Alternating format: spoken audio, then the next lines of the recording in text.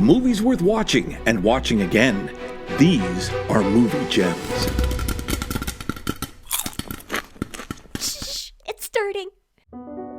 You know, it's a treat to sit down to a great movie. But do you have trouble finding a worthwhile film you can watch with your family and friends? I'm Jay Fulmer, and I'm here to help. Let me recommend To Kill a Mockingbird. To Kill a Mockingbird is one of those classic films that a person never really thinks about watching because they've maybe seen it once in school when they were young, or they read the book. And I swore never to read again after To Kill a Mockingbird gave me no useful advice on killing mockingbirds. It did teach me not to judge a man based on the color of his skin, but what good does that do me? Well, let me offer some thoughts about what good it will do you to watch this film.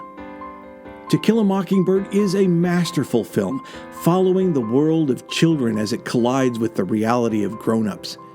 As the film opens, we are treated to a rare and wonderful opening credits sequence which sets the stage for the story and entices the audience with a sense of mystery about what is coming next.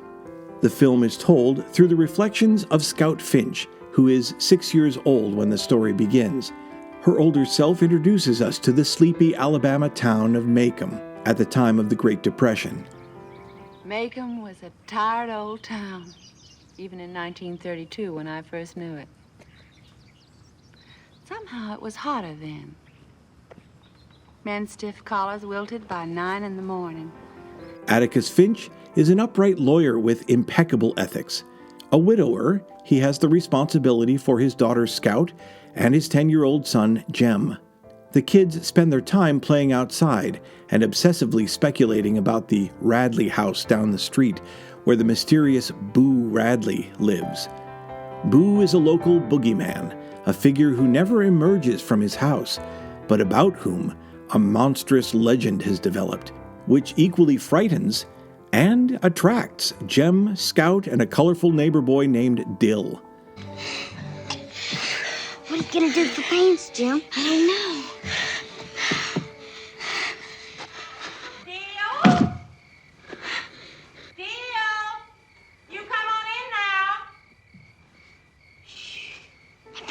The children live in a dream world of games and imagined fears.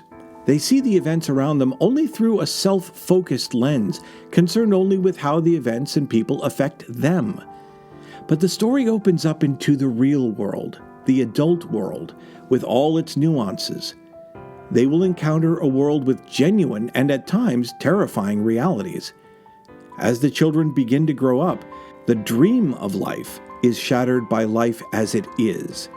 Atticus Finch finds himself caught up in simmering racial tensions when a local black man, Tom, is falsely accused of having attacked a white girl. The reactions to this trial affect various people in different ways, with people acting at their best and worst. Scout finds some of these reactions so difficult to understand.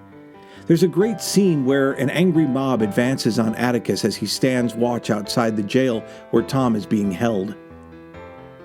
From an adult perspective, we see the danger in his highly unstable situation, yet Jem and Scout are unafraid. After all, Atticus is there, and they are simply standing by his side. And many of the people are folks they know. Hey, Mr. Cunningham. I said, hey, Mr. Cunningham. How's your entailment getting along? Don't you remember me, Mr. Cunningham? I'm Jean Louise Finch. I go to school with your boy. I go to school with Walter. He's a nice boy. Tell him hey for me, won't you? What's the matter? I sure meant no harm, Mr. Cunningham. Director Robert Mulligan's quiet, deliberate approach and his obvious respect for the material made him virtually invisible, allowing no pretension or distraction for his audience. He was especially effective in coaxing truly sincere performances out of the film's central trio of children. If I show you, will you swear never to tell anybody? I swear. Cross your heart. But it is, of course, Gregory Peck who anchors this film in its undeniably strong moral center. Miss Jean Louise? Miss Jean Louise, stand up.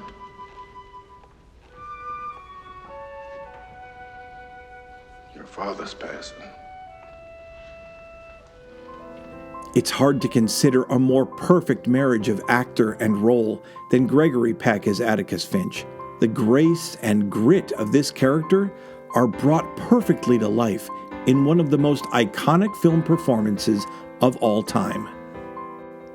Elmer Bernstein's gentle score, using the piano for nostalgic effect, is superb, letting the action speak, only underlining with tangential emotion. This is one of those rare productions where everything is in place: a superior script, a perfect cast, and a director who has a clear vision and achieves what he set out to do. To Kill a Mockingbird is universally recognized as a classic, and the label is well deserved. I think you'll find it a quiet film that speaks directly to the heart, never demanding attention, but commanding it nonetheless. It is a genuine experience, so penetrating and pervasive, it lingers long after the last image has faded. Funny, sad, and exalting in its theme. If you've never seen it, you're in for one of the most touching experiences in your cinematic life.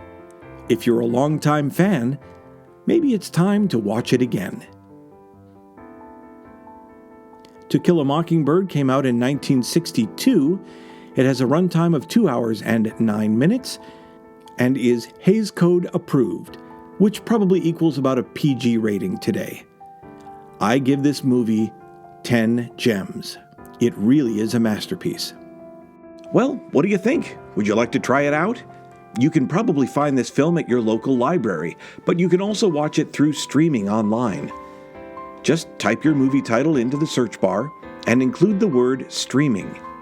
You'll see results showing where you can rent it, or perhaps it's already on a streaming service you subscribe to. Once you watch it, come on back and tell us what you thought in the comments section. If you're already a fan of the movie, tell us in the comments what you loved about it and encourage others to watch it too. Don't forget to subscribe and hit the notification bell to be notified of new episodes as they come out. See you next time for more Movie Gems.